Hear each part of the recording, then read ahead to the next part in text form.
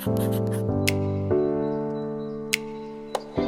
everyone, I'm Connor and welcome to my channel, The Closet. If it's your first time here, on my channel I like to talk about all things luxury, so if that's something you're into, I'd love it if you could hit the subscribe button and the bell button so you're notified when I bring out new videos. And if you're returning, welcome back to my channel.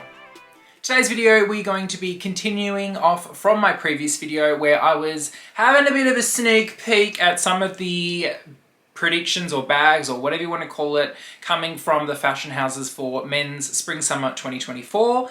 But after the Louis Vuitton show, the inaugural Pharrell and his, spraying over the Louis Vuitton collection, I thought we should just jump right into it. Because as you would have probably read on the socials or seen on other YouTubers so far, girl, there's €1 million bag, okay? €1 million for one bag. And I just think it's fabulous. Let's get into it. Now, Pharrell Williams has made his Louis Vuitton Spring-Summer 2022... 2022? Who was that? 2024 runway, whatever the fuck it's called, I forgot now. That. He's made that, and girl, it was chat on the socials because there was some little spanner in the works for this collection, okay? Now, if you haven't seen my previous video where I kind of talked about the Speedies, the colourful Skittles Speedies, I was under the impression just from the photos and what I saw that they would just be a normal canvas Speedy, nothing special, and obviously there would be a bit of a premium attached to it being a part of a, collection and being coloured, whatnot, that little tax they love to chuck on these nice items. But I was sadly fucking mistaken when I found out that they were in leather and they were €10,000. €10,000! Like, that was not what I was expecting, but yeah, it is what it is, and it was definitely not canvas. They're all leather, which apparently, makes it X amount more. But basically, my little summary of this show was good first effort, I'll give you that. A lot of the clothes and the colour palettes were very fall-winter. Is that it? Fall-winter? Autumn-winter? Fall-winter? FW? That one. Fall-winter. Sounds so weird saying fall. Autumn-winter. Fall-winter. Fall-spring. No, FW. What the fuck am I saying? That. A lot of the colour palettes and the kind of clothes, they were very wintry. Like, they were, those kind of earthier colours, I guess you would call it. A lot of very, heavy jackets. There were some fur jackets. Just a lot of more wintry clothes. So I was quite surprised to see them in a summer collection. But, girl, each to their own. If you wore that in Australia in summer, you'd be rotisserie-ing from the inside out, okay? You would find liquid in orifices on your body you didn't even know you had. But, maybe maybe in the European hemisphere, northern hemisphere, you can get away with it. But, yeah, definitely a different take on, that sort of thing. So, that surprised me. The next thing that surprised me was the pixels. Now, I'm not really a pixel fan, okay? It reminds me of the old Tamagotchis. It reminds me of that sort of, thing. But Louis Vuitton have done this pixel gradient thing not too long ago, like 3, 4, 5 years ago. And I'll put in some photos of what I'm talking about. So it's very reminiscent of that. And I thought, okay, like, I know eventually the brands kind of repeat some of the similar stuff they've done before, but this is too soon, okay? Too soon. So I was surprised by that. Very, like, Loewe have just done their pixel collection as well. So I'm like, okay, like, is this what everyone's wanting, pixels? Because it ain't me, okay? I'm not into the pixels. I don't find it ugly, but I just find it, like, strange. So there was that. But the bags, okay. This is my opinion on the bags. The expensive Speedies, and we'll get to the €1 million Speedy in a sec.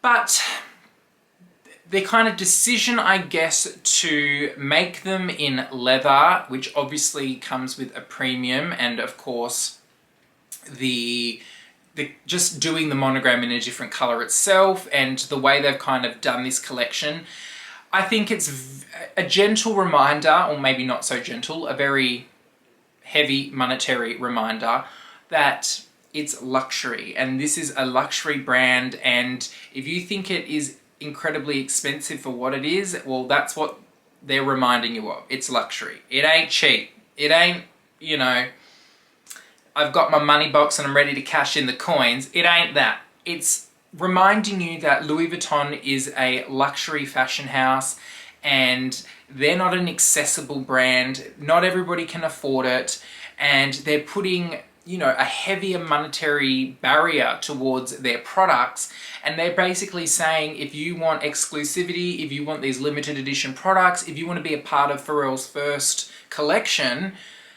pay up, bitches, pay up, because they ain't accepting magic beans. You gotta have the cashola. You gotta have the black card. So, I guess if you've forgotten about it, they're reminding you that it is now 10,000 euros for a Speedy 40, and that's if you can even get offered one. It ain't for everyone, okay? You gotta be some sort of VIP, you've gotta have an SA relationship where they've offered it to you to pay the 10,000 euro, and 10,000 euro in Australian dollars is like $17,000 for a Speedy. Now, one of the biggest talking points of this fashion show was the $1 million, or million euro, I should say, Speedy. That is, I mean, €1 million in Australian dollars, that's like $1.7 million. Like, I love that. It's so insane. But basically, for the €1 million, you're going to get a exotic Speedy that is hand painted on crocodile skin in the classic monogram print, and it has 18 karat gold hardware, pave diamond padlock. You know, basically all of the extraness and all of it, girl. It's all in this bag. And then it comes in its own custom trunk, which, I mean, we all know trunks ain't cheap. I'm not sure if it's in the €1 million territory, but, you know, you're getting your money's worth. I would at least expect for €1 million it can unstack the fucking dishwasher and have a vibrating attachment, but look, I don't work at Louis Vuitton. But if you ever needed a reminder that Louis Vuitton was a luxury brand that makes high quality products, and I mean high quality, questionable, but they're telling you it's high quality, and you weren't in the league of Louis Vuitton, girl, this is a reminder. Unless you've got a spare €1 million jingling and jangling in your pocket, this ain't for you. But I find this an interesting move. It reiterates the point that luxury is not for everyone, it's an exclusive thing, and I don't know if Pharrell released this product as a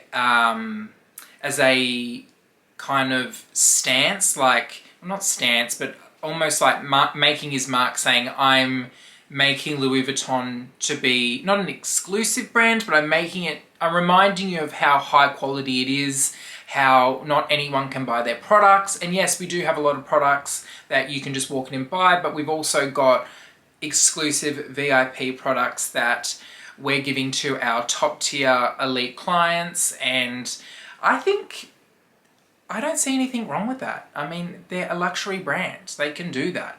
And of course, it's a lot of money, but there will be people with that money who will buy that bag, and it will be a status symbol. It will be the bee's knees. I mean, I've never heard of a bag selling for that much at retail. I mean, even Hermes, like, they're the highest bag sold on record, I think, was like $500,000 or maybe $600,000, nothing in the millions. So I think they're trying to make a big point, and good on them. Like, you know, if you can do it and someone buys it, you've made €1 million, okay? 1.7 AUD. But very interesting. I'm interested to see the direction they're going to go down, and yeah, it may be the deal breaker for some clients who choose not to shop with Louis Vuitton anymore, but they're gonna regain that in the sales I'll be making from this collection. So interesting, Louis Vuitton. We see each other, okay? But let me know your thoughts. When you think of a bag retailing for €1,000,000, does that make you feel sick? Does it make you think, good on them? What does it make you think? Pop it down in the comments below, and tell me your thoughts. Also, let me know about what your overall thoughts were with the fashion show as well. I'd be interested to hear. Please give this video the thumbs up as well if you've enjoyed it, and consider subscribing to my channel. And I hope to see you all next time in my next video. Bye guys.